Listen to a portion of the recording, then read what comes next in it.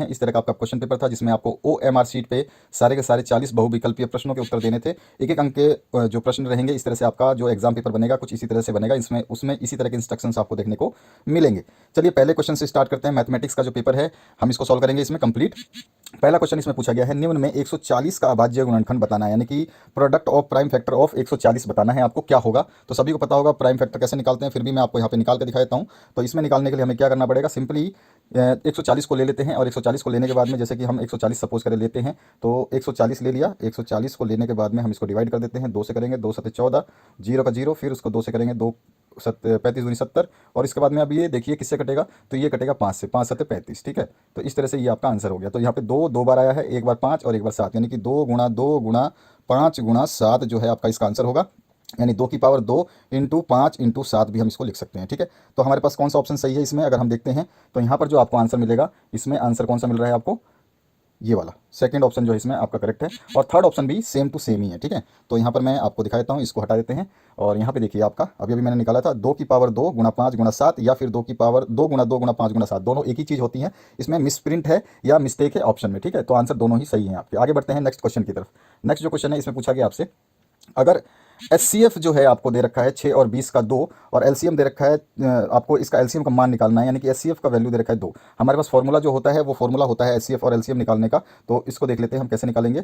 यहाँ पर जो है आपको निकालने के लिए सिंपली क्या करना पड़ेगा कि हमें पता होता है कि HCF गुणा LCM बराबर होता है प्रोडक्टों का गुणा। ठीक है, तो प्रोडक्ट इसके कितने हैं, मतलब इसकी संख्याओं का गुणा, तो संख्या 2 दे रखी है 6 गुणा 20। ठीक है, और यहाँ पे आपको HCF दे रखा है 2, तो 2 गुणा LCM हो गया, LCM बराबर 6 गुणा 20। ठीक है, अब इसमें हमको LCM ही छोड़ देंगे और 2 को इधर ले जाएंगे तो 2 यहाँ पे डिवाइड हो जाएगा, 2 इधर से हटा देते हैं, 2 से काटेंगे, 2 एकम 2, 2 3 6, तो 3 गुणा 20, तो 3 गुणा 20 कितना होता है, 60 होता है, 20 3 60, तो 60 जो हमारा इसका आंसर हो जाएगा। तो हम देखते हैं इसमें 60 कहाँ पर है इसका आंसर, तो 60 थर्ड ऑप्शन में है, तो ये इसका आंसर हो जाएगा। ठीक है, समझ में आया आपको। अब आगे बढ़ते हैं नेक्स्ट क्वेश्चन की तरफ। नेक्स्ट जो क्वेश्चन पूछा गया इसमें पूछा गया आपसे 21, 26 और 91 का HCF आपको निकालना है। तो 26 लिखेंगे और 91 लिखेंगे आप, और इसको हम काटेंगे तो देखो ये किसके पहाड़े में दोनों आ जाएगा, तो 13 दूनी 26, और इसके हिसाब से आप देखिए मैक्सिमम कॉमन फैक्टर निकालेंगे, दोनों को अलग अलग निकालेंगे तो ज़्यादा बेटर रहेगा। पहले 26 का निकालते, तो 26 का आपका आ जाएगा 2 से, तो 2 गुणा 13, 13 दूनी 26, और दूसरा निकालेंगे हम 91 का। ठीक है, तो 91 किसके टेबल में आएगा, तो ये देखिए आप 91 जो टेबल में आप निकालेंगे तो ये 13 के पहाड़े में कब तक आएगा, तो यहाँ पर अगर हम 13 को 7 से मल्टीप्लाई करें तो 7 तियां 21, और 7 एकम 7, और 7 दूनी 7 एकम 7, और 7 दूनी 14, तो यहाँ पे 7 से अगर हम गुणा डिवाइड करते हैं तो इसका 13 आ जाएगा। ठीक है, 7 एकम 7 और 7 तियां 21। ठीक है, यहाँ पे आ गया। अब देखिए इसका हमने जो निकाला इसमें 2 गुणा 13 आया, और इसका निकाला तो हमने 7 गुणा 13 आया, तो दोनों में कॉमन क्या आ रहा है, 13 इसमें भी है 13 इसमें भी, तो 2 कॉमन फैक्टर जो होते हैं वो हमारा HCF होता है, हाईएस्ट कॉमन फैक्टर इसमें 13 ही है, तो 13 जो है हमारा इसका आंसर हो जाएगा। तो ये इसका आंसर क्या हो जाएगा, 13। इसके बाद में एक प्राकृतिक संख्या का अभाज्य गुणनखंड उसके गुणनखंडों को के क्रम को छोड़ते हुए खाली स्थान होता है। तो ये एकदम आपकी जो है बुक में एक मेन कह सकते हैं हम आपका थ्योरम है, या फिर आप बोल सकते हैं इसको कि आपका एक मेन लाइन है जिसमें यूनिक होता है, यानी अद्वितीय होता है, यानी एक प्राकृतिक संख्याओं का अभाज्य गुणनखंड उसके गुणनखंडों के क्रम को छोड़ते हुए अद्वितीय होता है। तो अद्वितीय आ जाएगा इसमें सेकंड ऑप्शन, यानी कि यूनिक होता है। अब आते हैं नेक्स्ट क्वेश्चन पे, 5 नंबर क्वेश्चन पे। 5 नंबर में पूछा गया है, एक द्विघात बहुपद के शून्यांकों का योग और गुणनफल दे रखा है आपको। तो द्विघात बहुपद आपको निकालना है। तो द्विघात बहुपद जो होती है हमारी क्या होती है कि एक्स स्क्वायर फिर आपका माइनस एक्स, यहाँ पर आपका होता है शून्यांकों का योग। ठीक है, और यहाँ पर प्लस में हम इसको निकालते हैं, यहाँ पर जो है शून्यांकों का गुणनफल। ठीक है, इस तरह से हमारी इक्वेशन होती है। तो यहाँ पे एक्स स्क्वायर का एक्स स्क्वायर माइनस का एक्स तो है ही, योग कितना दे रखा है, योग दे रखा है आपको -3, तो गुणा में -3, और आपको फिर गुण आपका दोनों शून्यांकों का गुणनफल कितना दे रखा है 2, तो प्लस का 2। ठीक है, जहाँ पर गुणनफल है वहाँ गुणनफल लिखा, जहाँ योग है वहाँ योग लिखा, बाकी समीकरण ऐसे कैसे लिख दिए।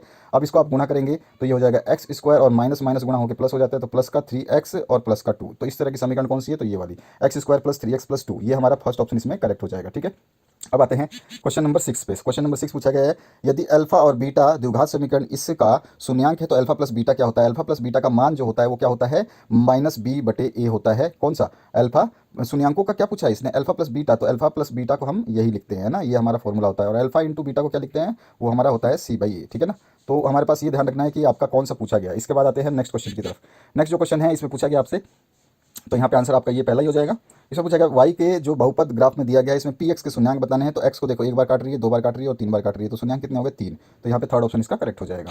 तो इस तरह से ये इसका आंसर होगा। अब आगे बढ़ते हैं नेक्स्ट क्वेश्चन की तरफ। नेक्स्ट क्वेश्चन में पूछा गया आपसे यदि a1/a2 बराबर b1/b2 बराबर c1/c2 हो तो समीकरण निकाय a1x b1y c1 बराबर 0 और a2x plus b2y plus c2 equals to 0 के कितने हल होंगे। यानी कि एक हल होगा, आदित्य हल होगा, कोई हल नहीं होगा। तो इसको समझने के लिए आपको बुक का ध्यान से रखना पड़ेगा, जो जो चीज़ें बुक में दी गई हैं उनको पढ़ना पड़ेगा। तो यहाँ पर देखिए a1 a2 और a1/a2 b1/b2 और c1/c2 अगर बराबर हो तो क्या होगा। तो यहाँ पर देख सकते हैं ये वाली जो समीकरण है, इस समीकरण की बात हुई है। ये समीकरण कहाँ पर है, यहाँ पर है। तो a1/a2 बराबर b1/b2 बराबर c1/c2। तो ये संपाती रेखाएं होते अपरिमित रूप से अनेक हल होते हैं। तो यहाँ पे मैन्यू सोल्यूशन अनेक हल जो है इसका राइट आंसर हो जाएगा। समझ में आ गया होगा आपको मेरे हिसाब से इस पूरे डायग्राम को देख करके। तो इस तरह का ये डायग्राम आपका है, इसको आपको ध्यान रखना है, ठीक है। तो यहाँ पर आपका क्या आंसर आ जाएगा, मैनी सोल्यूशन, यानी अनेक हल होंगे। अभी हमने देखा। अब आगे बढ़ते हैं नेक्स्ट क्वेश्चन पे। नेक्स्ट क्वेश्चन पूछा गया आपसे, समीकरण युग्म जो है 5x माइनस 4y प्लस 8 बराबर 0 और 7x प्लस 6y माइनस 9 बराबर 0 को निरूपित करने वाली सरल रेखाएं जो हो क्या होंगी। तो यहाँ पे पूछा गया है कि समीकरण युग्म ये और ये है, तो इसको प्रतिच्छेद करेंगी, लंबवत होगी, समांतर होगी, संपाती होगी। तो हम सबसे पहले देख लेते हैं a1/a2 क्या हो जाएगा। तो a1/a2 की जगह हम क्या लिखेंगे, a1 क्या है इसमें, a1 ये है और ये a2 है, ये b1 है और ये b2 है और ये c1 है और ये c2 है, ठीक है। तो लिख लेते हैं a1 5 बटे में आपका 7 बराबर हमारा b1 क्या है -4 बटे में आपका 6 बराबर यहाँ पे 8 c है 8, मतलब c1 8 बटे में c2 कितना है यहाँ पे -9। तो यहाँ पे देखेंगे कि 5/7 बराबर नहीं है -4/6 के और बराबर नहीं है 8/9 के। तो इसके हिसाब से अगर हमने अभी देखा था समीकरण, तो समीकरण देखने पे हमें क्या मिल रहा है, तो हमें मिल रहा है यहाँ पे देख लेते हैं कि अगर तीनों बराबर नहीं हो, यानी कि a1/b2 समान बराबर नहीं हो, तो क्या करती हैं ये आपके प्रतिच्छेद करती हैं। ये ना यहाँ पे a1/a2 जो है, देखिए यहाँ पर ये वाला जो समीकरण है इसके बराबर नहीं है। तो ये वाला a1/a2 बराबर नहीं है b1/b2 के। तो यहाँ पर इसका मतलब कौन सा समीकरण हमारा आ रहा है, तो हमारे पास जो आ रहा है आंसर वो आ रहा है कि ये जो है ये वाला, ठीक है। क्योंकि ये दोनों बराबर नहीं है तो ये प्रतिच्छेद करती हुई रेखाएं होंगी और इनका जो है आप देखेंगे तो केवल एक हल हो जाएगा। तो यहाँ पर पूछा गया है तो नहीं, तो प्रतिच्छेद करने वाली, यहाँ पे प्रतिच्छेद मतलब होता है इंटरसेक्शन, यानी कि प्रतिच्छेद करती हैं। यही ऑप्शन में जो दिया गया वही ऑप्शन के हिसाब से तो हमारा सेकंड ऑप्शन करेक्ट हो जाएगा, प्रतिच्छेद करती हैं, ठीक है। तो इस चीज़ को हमें ध्यान रखना है। तो इस तरह से ये समीकरण आपको मैंने दिखाया, ये समीकरण इस तरह से ही आपको याद रखनी है कि आपको जब भी पूछेगा तो आपको इस तरह से ही आंसर आपको निकालने होंगे, ठीक है। इंटरसेक्शन कर रहा है यानी कि प्रतिच्छेद कर रहा है। तो आपका जो इसका आंसर क्या हो जाएगा, हमने निकाला कि ये जो रेखाएं हैं a1/a2 जो है इसमें बराबर नहीं है b1/b2 के, ठीक है। तो ये जब बराबर नहीं होती है तो अभी मैंने आपको दिखाया था समीकरण, यहाँ पर देख लेना है आपको दोबारा से कि आपका इस तरह का अगर समीकरण हो जाता है तो ये प्रतिच्छेद करती हुई रेखाएं होती है, यानी इंटरसेक्शन बोलते हैं इसको इंग्लिश में। तो यहाँ पर आपका ये सेकंड ऑप्शन जो है करेक्ट हो जाएगा। अब आते हैं नेक्स्ट क्वेश्चन की तरफ। नेक्स्ट क्वेश्चन में पूछा गया आपसे कि अगला क्वेश्चन, इसमें प्रतिच्छेद करती हुई रेखाएं हो गई हैं। अब हमारा 10वां क्वेश्चन है। 10वें क्वेश्चन में पूछा गया है p के किस मान के लिए युग्म 4x plus P Y plus 8 बराबर 0 और 2x प्लस 2y प्लस 2 का एक अदित्य हल होगा। अदित्य हल की बात हो रही है, तो अदित्य हल में कौन सी समीकरण होती है, चलो देखते हैं। अदित्य हल, अदित्य हल हमारा पहला ही ऑप्शन सही है, यानी कि अदित्य हल होने के लिए a1/a2 बराबर नहीं होना चाहिए b1/b2 की, तो हमारे अदित्य हल होगा, ठीक है। यही दिखाया इसमें। तो चलिए देखते हैं a1/a2 इसको बराबर है या नहीं है b1/b2 के। अगर बराबर नहीं होगा तो अदित्य हल होगा। तो चलिए देखते हैं कौन सा मान आएगा। तो यहाँ पर निकालते हैं हम समीकरण के सोल्यूशन को, ठीक है।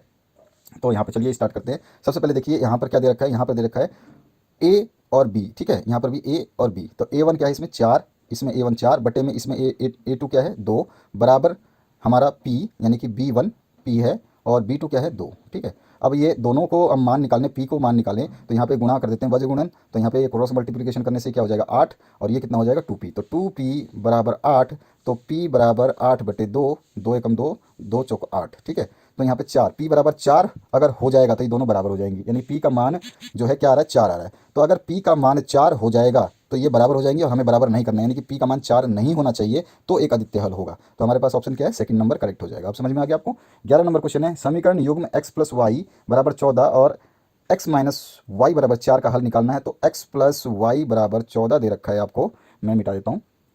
अब देखिए x प्लस वाई बराबर 14 दे रखा है आपको और x माइनस वाई बराबर 4 दे रखा है आपको। अब दोनों समीकरण को सॉल्व कर लेते हैं, दोनों को जोड़ेंगे तो ये y से y कट जाएगा, क्योंकि प्लस माइनस का है तो कट गया। अब यहाँ आ गया 2x बराबर क्या हो जाएगा 14 और 4 18 हो गया। तो x बराबर क्या हो जाएगा 18/2, यहाँ से 2 हटा देंगे, 2 इसके बटे में आ जाएगा तो 9 दूनी 18, 9। x का मान कितना आ गया 9, यहाँ पे देख लिया x का मान 9 आ गया। तो x का मान कहाँ कहाँ 9 है, तो हम देखते हैं x का मान इसमें 9 नहीं है, इसमें नहीं है, इसमें भी नहीं है, इसमें भी नहीं है, इसमें है। तो x बराबर 9 है तो y बराबर ऑटोमेटिक 5 आ जाएगा। हम किसी भी समीकरण में x का मान मान लीजिए, पहले समीकरण में ही मैं x का मान हमने कितना निकाला है 9, तो 9 रख देते हैं। तो यहाँ पे 9 रखेंगे, 9 प्लस में y बराबर 14 लिखा है, तो y यहीं छोड़ देंगे, तो 14 का 14 और 9 इधर लाएंगे तो ये माइनस हो जाएगा, 14 में से 9 गया तो 5 आ गया। तो हमारे पास y का मान कितना है 5, तो सेकंड ऑप्शन हमारे पास करेक्ट हो गया। समझ में आ गया आपको।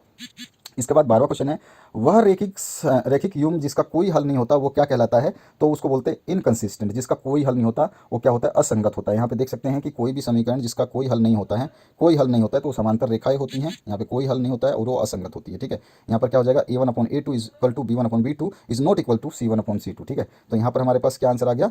तो यहाँ पर हम लिख देंगे कि आंसर में कि इनकंसिस्टेंट है, यानी कि असंगत है। जब कोई हल नहीं होता तो क्या कहलाता है? उसको हम असंगत बोलते हैं। ध्यान रखना है आपको।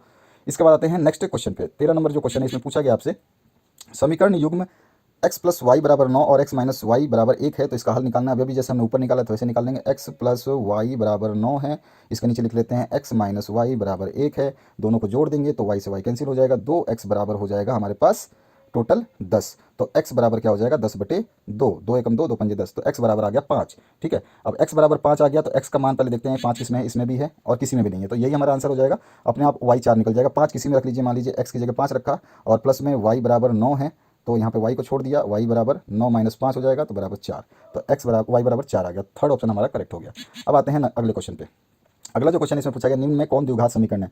तो इसको सॉल्व करेंगे तो ये समीकरण आएगी। ठीक है, और इस वाले को नीचे वाले को सॉल्व करेंगे तो ये मिलेगा 1 माइनस 3x बराबर 0, और तीसरे वाले को समीकरण को सॉल्व करेंगे तो x प्लस 12 बराबर 0 मिलेगा। तो हमारे पास द्विघात समीकरण का इक्वेशन कौन सी बन रही है? X square minus 6x plus 8। ठीक है, अगर मैं सॉल्व करके दिखाना चाहूँ तो सॉल्व करके दिखा देता हूँ आपको, ताकि आपको कोई समस्या ना हो। तो पहले इसको खोलेंगे तो ये आपका x माइनस 2 का होल स्क्वायर है, यानी कि a माइनस बी का होल स्क्वायर है। a माइनस बी का होल स्क्वायर जो होता है उसका फॉर्मूला यहाँ पे लगा देंगे, तो यहाँ पे हो जाएगा एक्स स्क्वायर माइनस 2 का प्लस का 2 का square minus 2 into x into यहाँ पे माइनस का 2। ठीक है, तो इसको कर देंगे सॉल्व, तो यहाँ पे आ जाएगा एक्स स्क्वायर प्लस में 4 माइनस में 2 दूनी 4, वही प्लस का 4x। ठीक है, और यहाँ पर आपका प्लस में 1 दिया हुआ है, प्लस 1 ये भी लिख लेंगे। और इधर है 2x माइनस 3, तो 2x माइनस 3 है तो 2x को इधर लाएंगे तो इधर हो जाएगा माइनस का 2x, और माइनस का 3 है जो इसको इधर इसको इधर लाएंगे तो ये हो जाएगा प्लस का 3। तो प्लस का 3 और प्लस का आपका जो है यहाँ पर और क्या है?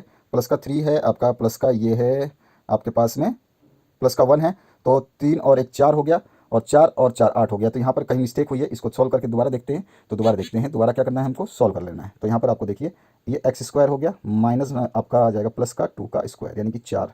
ठीक है, आगे बढ़ते हैं। माइनस आपका 2, यहाँ पर आ गया आपका 2 दूनी 4, माइनस का है ना, ये माइनस का है तो माइनस का 2 इंटू 2 एक्स, 2 इंटू एक्स, तो ये हो जाएगा 4x। ठीक है, माइनस का 4x हो गया, और यहाँ पर प्लस का आपका 1 है। ठीक है, यहाँ पर प्लस का 1 है, ये भी लिख लिया। और यहाँ पर आगे हम इसको सॉल्व करें तो बराबर में आपका ये है, बराबर वाली चीज़ उधर ले जाएंगे तो माइनस का 2x हो जाएगा, और ये प्लस का 3 हो जाएगा। तो आप देखिए यहाँ पर है ये प्लस का 4, ठीक है, और यहाँ पर है ये प्लस का 1। ठीक है, और इधर से आप ये माइनस का 3 इधर ले गए तो ये हो जाएगा प्लस का, यहाँ पे आपका जो है माइनस का ये इधर जाएगा ना, तो ये माइनस का 1 हो जाएगा, सॉरी। तो यहाँ पर आपका जो है माइनस का यहाँ पे 1 आ जाएगा, तो इसको हम सॉल्व करेंगे तो कितना आ जाएगा answer? X square minus 6x plus 8। ठीक है, यही आ जाएगा ना, क्योंकि आपको a माइनस बी का होल स्क्वायर वाला फॉर्मूला यूज करना है, जिसमें a square plus B square minus 2ab होता है। ठीक है, यही फॉर्मूला होता है। इसमें इसको सॉल्व करेंगे, उसके बाद में प्लस का है ये, इधर इसको ले जाएंगे तो ये प्लस वाला माइनस हो जाएगा, और यहाँ पर 2 का जो है हमारे पास घात है, इसको हम सॉल्व करेंगे तो हमारे पास जो आंसर आ जाएगा वो इस तरह का x square minus 6x plus 8 बराबर 0 आएगा। तो ये हमारी द्विघात समीकरण हो जाएगी। ठीक है, अब आगे बढ़ते हैं नेक्स्ट क्वेश्चन की तरफ। नेक्स्ट जो क्वेश्चन है इसमें पूछा गया है 15वां क्वेश्चन, यदि विविध कर d जो है छोटा हो 0 से तो मूल कैसे होंगे? तो अगर विविध कर छोटा हो किससे? 0 से, तो कैसा मूल होगा? तो यहाँ पे मैंने इसको दिखा रखा है। अगर d जो है आपका छोटा होगा तो इसका कोई भी वास्तविक मूल्य नहीं होगा। तो यहाँ पर जो है इसमें ऑप्शन में है ही नहीं, वास्तविक मूल्य नहीं है, तो हम इसमें नन ऑफ दीज कर देंगे, यानी कि हमारा आंसर कोई भी नहीं होगा। हमारा जो मूल होता है वो अनइक्वल यानी कि असमान और इमेजिनरी यानी काल्पनिक होगा, असमान और काल्पनिक होगा। ठीक है, तो यहाँ पर ऐसा कोई ऑप्शन नहीं है, तो इसलिए नन ऑफ दीज इनमें से कोई नहीं आंसर आ जाएगा। क्लियर हुआ आपको? अब आगे बढ़ते हैं नेक्स्ट क्वेश्चन की तरफ। नेक्स्ट क्वेश्चन में पूछा गया आपसे, यहाँ पूछा गया आपसे समीकरण 2x square minus 6x plus 3 बराबर 0 के मूलों की प्रवृत्ति आपको निकालनी है। मूलों की प्रवृत्ति निकालने का फॉर्मूला आपको पता है कि बी स्क्वायर माइनस 4ac होता है, तो यहाँ पे बी स्क्वायर माइनस 4ac लगा देते हैं इस फॉर्मूले में। तो यहाँ पर b कितना है? माइनस का 6 है, तो माइनस का 6 का स्क्वायर, और फिर मैं माइनस 4ac, 4 गुणा a कितना है यहाँ पे 2, और गुणा में ac, c कितना है 3, तो यहाँ पे आ गया आपका 6 6 में 36, 36 माइनस 4 दूनी 8 और 8 तरीके 24 माइनस में 24, इस तरह से आपका आ जाएगा। तो यहाँ पर देखें 24 को अगर हम 36 में से घटाते आते हैं 12, तो d का मान आएगा 12, और d का मान 12 है, इसका मतलब 0 से बड़ा है। और 0 से जब d का मान 12 आया तो 0 से बड़ा है, और 0 से जब बड़ा होता है तो अभी देखते हैं यहाँ पर अगर कोई संख्या हमारी 0 से d का मान 0 से बड़ा होगा तो प्रकृति क्या होगी? वास्तविक मूल होंगे और दो भिन्न होंगे। तो वास्तविक मूल देखते हैं इसमें ऑप्शन है क्या? तो यहाँ पर आपका वास्तविक मूल होंगे और भिन्न होंगे, तो असमान होंगे, यानी कि भिन्न का मतलब असमान हो गया। तो यहाँ पे कौन सा इक्वेशन सूट कर रहा है हमारे को, कौन सा आंसर सूट कर रहा है? तो यहाँ पे है आपका ये वाला वास्तविक और असमान, ठीक है, दो भिन्न मूल होंगे और वास्तविक मूल होंगे, तो ये हमारा सेकंड ऑप्शन इसमें करेक्ट हो जाएगा, रियल एंड अनइक्वल। इसके बाद में 17 नंबर जो क्वेश्चन है, एक द्विघात समीकरण A x square plus B x plus C बराबर जीरो है, जिसमें ए बराबर जीरो के नहीं है तो दो बराबर मूल होते हैं। तो दो बराबर मूल कब होते हैं, तो इसी अभी अभी मैंने आपको जो चार्ट दिखाया इसी में हम देख सकते हैं दो बराबर मूल कब होते हैं, जब आपके दो समान मूल तभी होंगे जब डी बराबर जीरो होगा। तो डी का बराबर जीरो वाला समीकरण कौन सा है, यहाँ पर दिया हुआ है, तो बी स्क्वायर माइनस 4ac बराबर जीरो, ये वाला हमारा विविधकर का मान अगर आता है तो हमारे दो बराबर मूल होंगे। इसके बाद आते हैं नेक्स्ट क्वेश्चन की तरफ। नेक्स्ट क्वेश्चन जो है यहाँ पर पूछा गया आपसे, द्विघात समीकरण 3x square minus 2x plus में 1/3 का विविध कर आपको निकालना है। तो विविध कर निकालने के लिए अभी हमने देखा फॉर्मूला क्या होता है, अभी अभी ऊपर आप देख लीजिए फॉर्मूला याद रखना आपको, ये वाला फॉर्मूला होता है बी स्क्वायर माइनस 4ac वाला। तो हम बी स्क्वायर इसमें क्या है, ये है आपका बी, तो माइनस का 2 का स्क्वायर, फिर माइनस 4 इंटू ए कितना है आपका, ए 3 है, 3 गुणा आपका सी कितना है 1/3, तो 3 से 3 कट जाएगा और ये माइनस 2 का स्क्वायर हो जाएगा तो 4 हो जाएगा, 4 माइनस इधर 4 बचा है बराबर 0 हो जाएगा, तो 0 हमारा इसका विविध कर आएगा। तो फर्स्ट ऑप्शन हमारा करेक्ट हो जाएगा। अब आगे बढ़ते हैं 19 नंबर क्वेश्चन पे। 19 में है, यदि द्विघात समीकरण x square minus 4x plus के बराबर 0 है तो के का मान कितना होगा। तो हमें वही समीकरण फिर से यूज़ करना है, बी स्क्वायर माइनस 4ac वाला, तो बी स्क्वायर बी ये रहा, ए ये रहा और सी ये रहा, तो बी स्क्वायर बी क्या है आपका माइनस 4 का स्क्वायर, माइनस 4 का square B square plus 4ac plus 4 into A कितना है 1 इंटू सी कितना है के बराबर 0, ठीक है। तो यहाँ पे आ गया माइनस का 4 स्क्वायर यानी कि ये आ गया 16 और यहाँ पे आ गया 4 के प्लस में 4 के। तो यहाँ पर अगर ये माइनस का 16 है आपका, तो इधर हम इसको ले जाते हैं दूसरी तरफ ले जाएंगे, तो ये क्या हो जाएगा, ये हो जाएगा के, और के की वैल्यू जब हमारे पास माइनस 4ac है ना, प्लस 4ac लिख दिया, माइनस 4ac, ठीक है। तो यहाँ पे हमारे पास 2 का स्क्वायर आया था, तो हमारे पास के का मान क्या आ जाएगा, के सॉरी 4 आपका के है, 4 के बराबर इधर आपका माइनस का 4 के हो जाएगा और इधर आपका ये प्लस का 16 था तो इधर आके माइनस का 16 हो जाएगा। तो के बराबर क्या हो जाएगा, -16/4 और 4 चौक 16, माइनस का 4, तो माइनस इधर माइनस है इधर का भी माइनस है, तो इसको कैंसिल कर देंगे, तो के बराबर 4। तो हमारे पास जो आंसर आया वो कितना आया, 19 का 4, ऑप्शन नंबर 4। इसके बाद में नेक्स्ट जो क्वेश्चन है, इसमें 20 नंबर क्वेश्चन जो पूछा गया, द्विघात समीकरण x square minus 5x plus 6 का मूल जो है आपको बताना है। तो इसके मूल निकालने के लिए पहले आपको हमें इसको तोड़ना पड़ेगा। तो x square minus 2x minus 3x plus 6 ये लिख सकते हैं। ये भाई इन दोनों को जोड़ोगे तो वापस से -5 आ जाएगा ना, तो इसको तोड़ दिया। अब इसके वजह से कॉमन ले लेंगे, तो यहाँ पे x कॉमन आ जाएगा और यहाँ पे बचेगा क्या x-2, और यहाँ पर आपका -3 कॉमन आ जाएगा तो यहाँ पे बचेगा x-2, ठीक है। तो हमारे पास एक तो समीकरण आ गया x बराबर 2 और दूसरा आ जाएगा x बराबर 3। तो हमारे पास कितना आंसर आ जाएगा, x2 और y3। तो यहाँ पर आपका x2 और x का मान 3, दोनों x के मान हमारे आएंगे, तो यहाँ पे सेकंड ऑप्शन करेक्ट हो जाएगा। उसके बाद में नेक्स्ट जो क्वेश्चन है, समांतर श्रेणी AP जो दे रखा है 3, 2, -1 और -3 का सारवंतर बताना है। तो पिछले टर्म में से अगला टर्म माइनस कर देंगे, तो 1 में से -3 करेंगे तो माइनस का 2 आएगा, तो सारवंतर कितना आ गया, -2। तो ये हमारा आंसर हो गया। अब आगे बढ़ते हैं नेक्स्ट क्वेश्चन की तरफ। इसमें दिया गया है AP देखिए 2, 7, 14 2, 7, 12 का 10वां पद आपको दिखाना है। तो 2, 7, 12 का 10वां पद हमें निकालना है। तो बहुत ही सिंपल है, यहाँ पे मैं इसका सोल्यूशन दिखा देता हूँ आपको। यहाँ पे क्या करना है आपको, सिंपल है, देखिए यहाँ पे जो है आपको प्रथम पद जो दे रखा है वो क्या क्या दे रखा है ये समझना है हमें, ठीक है, बस और कुछ नहीं होता इसमें। तो यहाँ पे मैं थोड़ा साइड कर लेता हूँ ताकि आपको क्वेश्चन दिखाई दे। हाँ देखिए यहाँ पे प्रथम पद ए है 2, ठीक है, सारवंतर 7 में से 2 गया 5, ठीक है, और पदों की संख्या n दे रखी है 10, ठीक है। अब हमारे पास फॉर्मूला होता है an बराबर a plus n minus 1 into D. सभी की वैल्यू रख देंगे, a की जगह 2 रख दिया, n की जगह 10 दे रखा है और d की जगह 5, तो इन सभी को करा तो 45, 2, 47, तो 47 जो है 10वां पद होगा। तो हमारे पास आंसर क्या आ जाएगा, 47, ठीक है। तो यहाँ पर हम इसका आंसर 47 वाला निकाल देंगे। तो यहाँ से हटा दो इसको, अब इसका काम खत्म हो गया।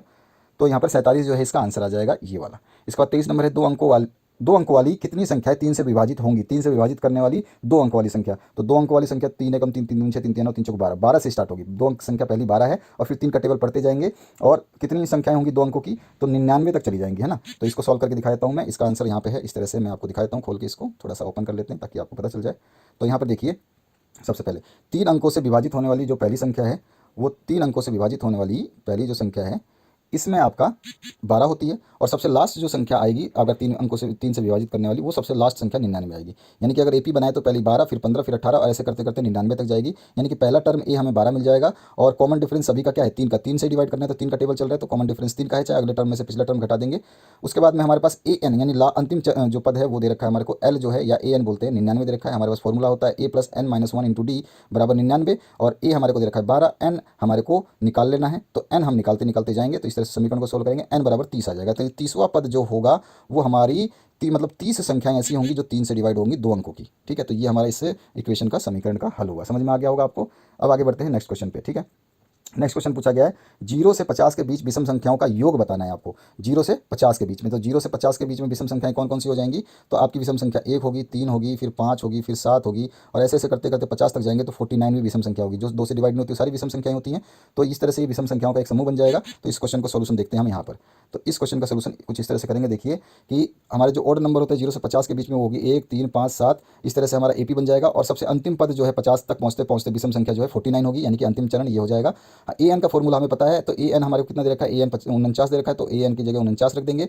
ए हमारे को पता है पहला पद 1 दे रखा है, तो पहला पद 1 रख देंगे। एन हमें निकालना होगा, एन हमें पता नहीं है, पहले एन निकालेंगे तभी एस एन यानी योग बताना है ना। टोटल टोटल का फॉर्मूला क्या होता है? एस एन होता है, तो एस एन में एन हमें पता नहीं है, तो एन निकालने के लिए पहले ये फॉर्मूला लगाएंगे। तो एन हमारे पास जो आ जाएगा वो 25 आ जाएगा। इस तरह से इस समीकरण को सॉल्व करेंगे तो एन हमारा 25 आ जाएगा। अब एस एन हमारे पास फॉर्मूला होता है n/2 a1 प्लस में ए एन, ठीक है ना। तो यहाँ पर एन हमने निकाल दिया 25, तो 25 की जगह एन की जगह 25 रख देंगे। ए1 हमें पहला टर्म पता है 1 है, और 49 जो है अंतिम पद पता है। इन सबको सॉल्व करेंगे तो आंसर आ जाएगा 625। तो यहाँ पर जो ऑप्शन हमारा 625 होगा उसको हम ले लेंगे। तो 625 वाला ऑप्शन कौन सा है वो देख लेते हैं। तो 625 वाला ऑप्शन जो है वो है थर्ड। तो यहाँ पर आपका ये वाला ऑप्शन करेक्ट हो जाएगा। उसके बाद में सभी वर्ग क्या होते हैं?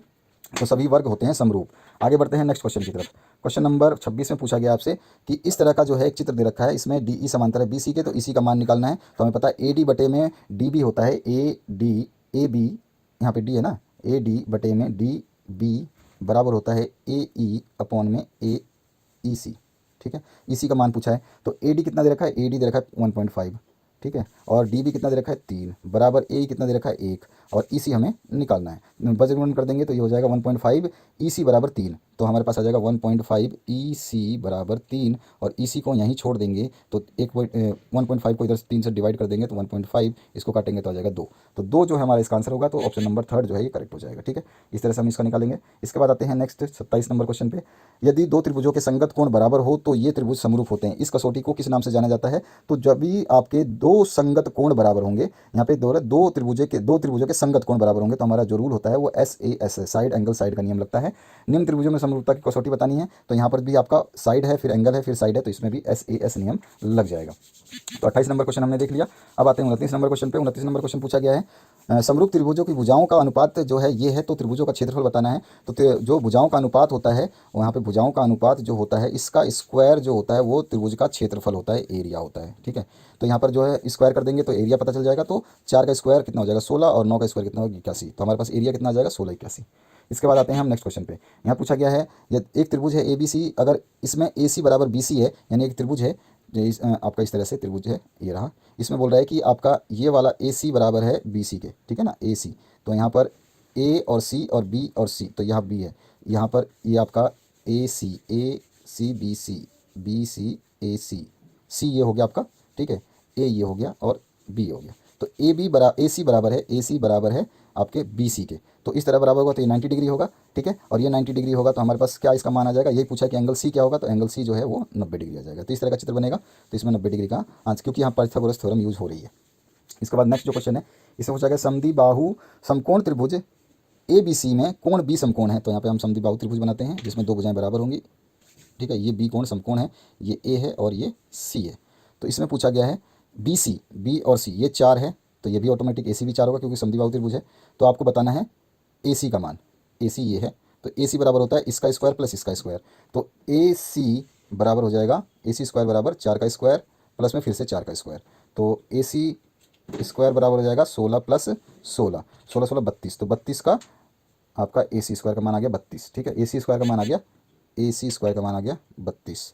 अब ए सी को ऐसे छोड़ देंगे, स्क्वायर हटाएंगे तो 32 का अंडर रूट हो जाएगा, और 32 को हम अंडर रूट निकालेंगे तो 2 गुणा 2, 2 दूनी 4, 2 4 दूनी 8, दूनी 16, दूनी 32, ठीक है। अब इसका पूरे का अंडर रूट है, इसमें से 2 में से 1 2 बाहर निकल जाएगा और 2 में से 1 2 बाहर निकल जाएगा, यानी कि 2 गुणा 2 बाहर निकल गया, अंडर रूट में रह गया केवल 2, तो अंडर रूट में 2, तो 2 गुणा 2 बाहर निकल गया, 2 गुणा 2 बाहर निकल गया, तो अंडर रूट में बचा 2, तो 2 दूनी 4, 4 अंडर रूट 2, तो ऑप्शन नंबर 2 हमारा सही है, 4 अंडर रूट 2।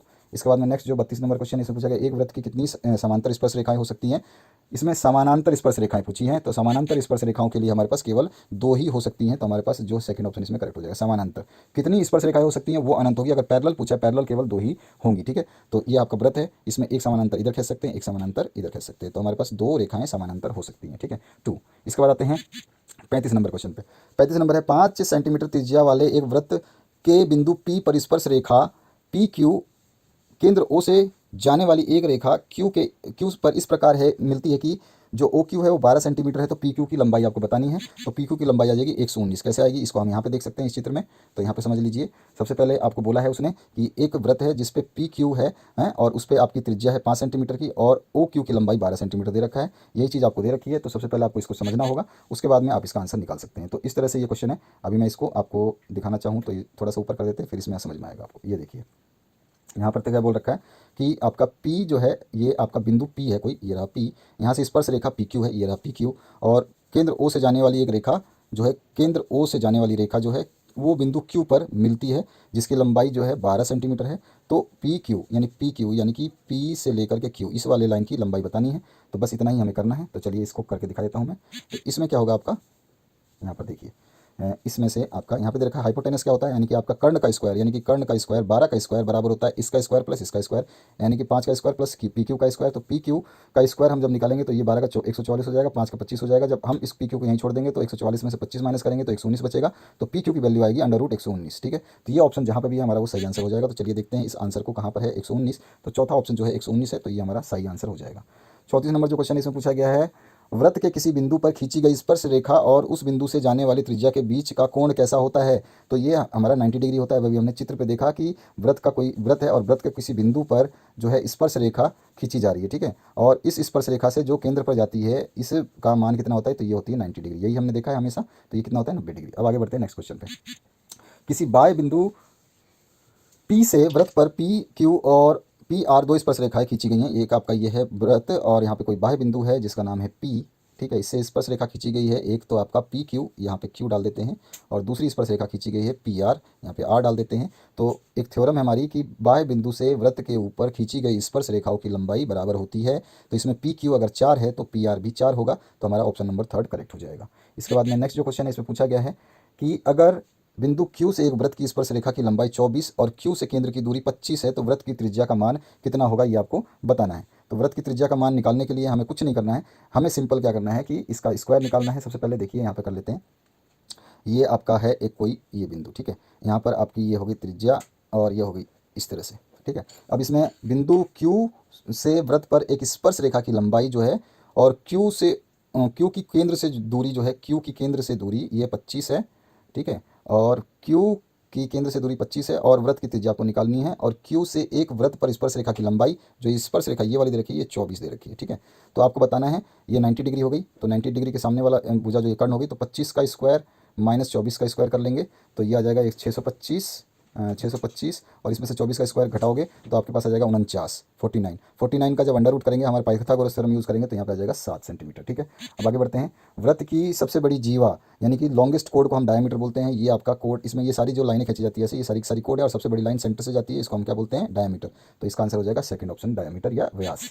38 नंबर जो क्वेश्चन है, त्रिज्या R वाले वृत्त के उस त्रिज्या खंड की चाप की लंबाई जिसका कोण थीटा है। तो इसका सूत्र क्या होता है, जिसके चाप की लंबाई लेंथ ऑफ आर्क जब निकालते हैं तो क्या निकालते हैं हम, इसमें हम निकालते हैं θ/360 2πr। ये फॉर्मूला स्टैंडर्ड है, ये θ/360 × 2πr जो है हमारा फॉर्मूला होगा। अगर लेंथ ऑफ आर्क निकाल रहा है, आर्क ऑफ सेक्टर निकाल रहा है। ठीक है, length of arc of A sector, अगर सेक्टर का क्षेत्रफल बोलता तो θ/360 πr स्क्वायर हो जाता। तो यहाँ पर आपको लेंथ पूछा है, क्षेत्रफल नहीं पूछा है। 39 नंबर जो क्वेश्चन है इसकी बात करते हैं। तो इसमें आपको दे रखा है 7 सेंटीमीटर त्रिज्या वाले वृत्त के लघुखंड का क्षेत्रफल 14 सेंटीमीटर स्क्वायर है। तो दीर्घ का आपको बताना है।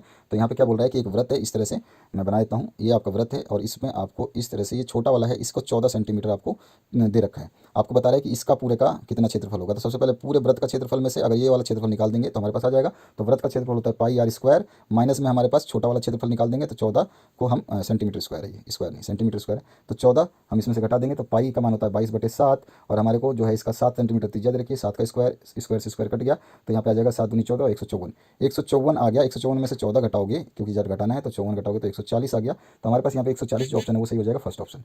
अंतिम क्वेश्चन जो है यहाँ पर पूछा गया है आपसे, 6 सेंटीमीटर त्रिज्या वाले एक वृत्त के एक त्रिज्या खंड का क्षेत्रफल क्या होगा जिसका कोण 60 डिग्री है। तो इस तरह से 6 सेंटीमीटर त्रिज्या है और 60 डिग्री कोण है। तो देख लेते हैं, इस तरह का चित्र बनेगा जिसमें आपका 60 डिग्री कोण दे रखा है और ये क्षेत्र आपका जो रेडियस है वो 6 सेंटीमीटर दे रखा है। तो एंगल दे रखा है। तो हमारे को अभी फॉर्मूला मैंने बताया था कि सेक्टर का एरिया का होता है θ/360 πr²। तो यहाँ पे 22/7 रख देंगे। आर की वैल्यू 6 दे रखी है, 6 को रख देंगे और 6 को रखने के बाद इसको जब सॉल्व करेंगे तो हमारे पास जो आंसर आएगा वो 132/7 आएगा। तो 132/7 जो हमारा एरिया ऑफ सेक्टर निकल गया। तो ये ऑप्शन जहाँ पे भी होगा हमारा सही होगा। तो ऑप्शन नंबर फर्स्ट इसमें सही है, 132/7। तो ये हमारा 40 नंबर क्वेश्चन का आंसर हो गया। तो इस तरह से ये पूरा का पूरा सोल्यूशन आपने देखा।